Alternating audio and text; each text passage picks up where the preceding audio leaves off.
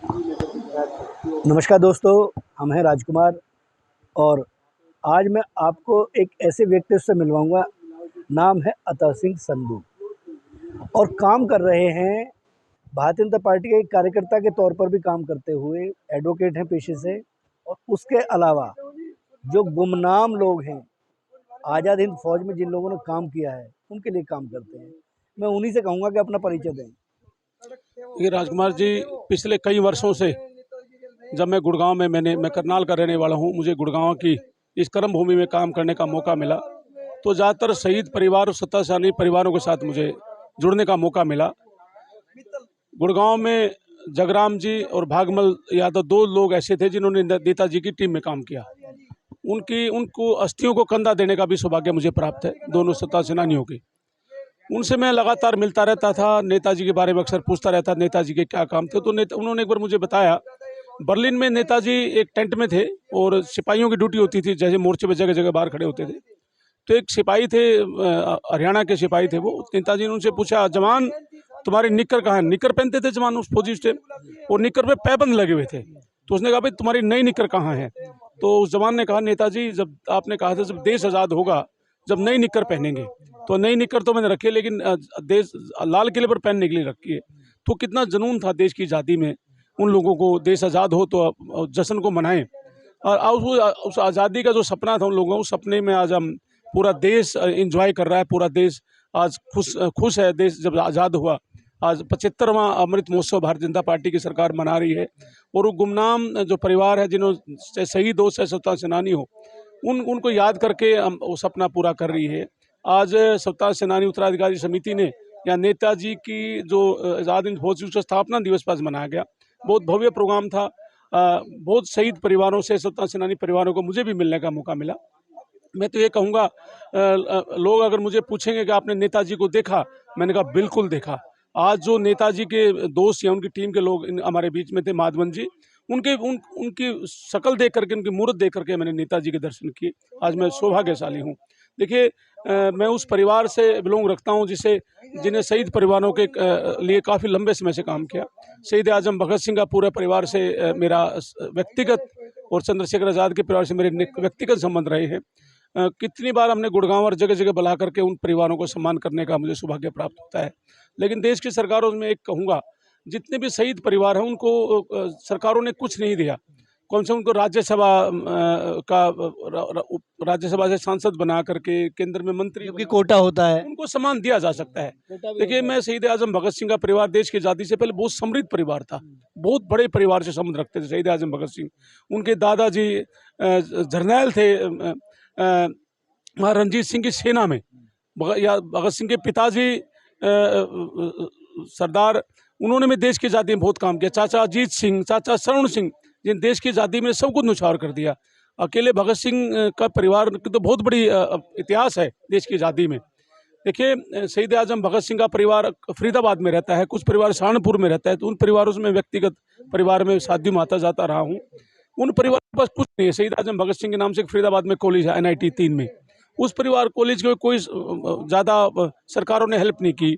और शहीद आजम भगत सिंह के सगे पुत्र यादविंद्र सिंह संधू, जो शहीद भगत सिंह ब्रिगेड के राष्ट्रीय अध्यक्ष भी हैं, उनका मुश्किल से 150 गज में घर होगा कड़ी टुकड़ी का।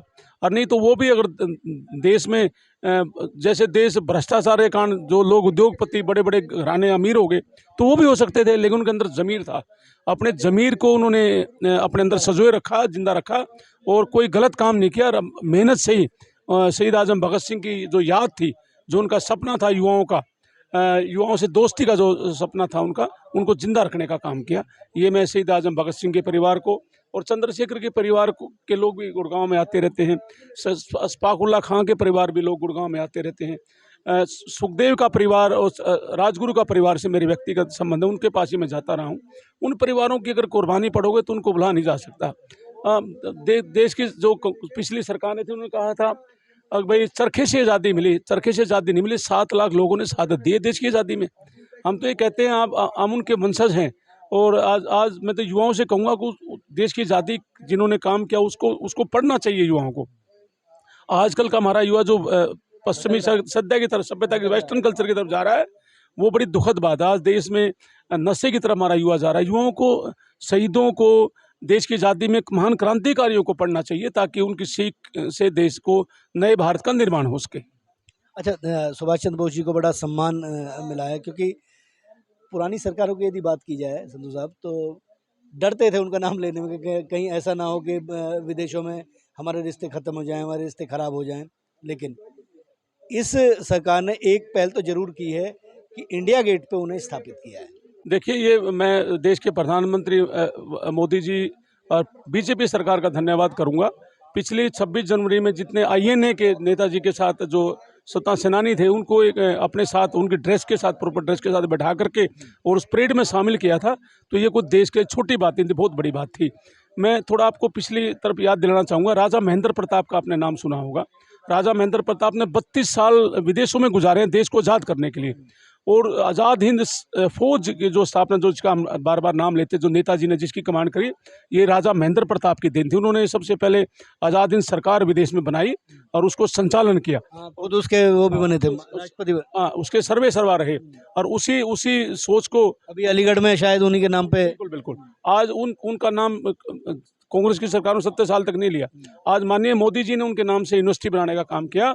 और अभी हम राजा महेंद्र प्रताप के लिए उपराष्ट्रपति, माननीय उपराष्ट्रपति को हम पूरे देश के चिट्ठी लिख रहे हैं ताकि उनको, जो हमारी नई लोकसभा बनी, उनका स्टैचू लगे और उनको भारत रत्न मिले। देखिए, महात्मा गांधी से पहले उनको विदेशों की सरकारों ने सम्मान देने का काम किया। वो देश की 70 साल की सरकारों ने शहीदों के लिए कुछ नहीं किया। तो मैं तो ये चाहूँगा, आज एक अच्छी सरकार बनी है, मोदी जी की सरकार बनी है। हरियाणा में माननीय हमारे प्रदेश ओम प्रकाश धनखड़ जी के नेतृत्व में माननीय मनोहर लाल जी की सरकार है। वो भी शहीदों के लिए बहुत काम कर रही है। हरियाणा सरकार ही है जिन्होंने 1 करोड़ शहीदों के नाम से 1 करोड़ की कुश्ती करने का पिछले 7 साल से 1 करोड़ रुपये कुश्ती कराती है, वो शहीदों के नाम पे। ये बड़ी बात है।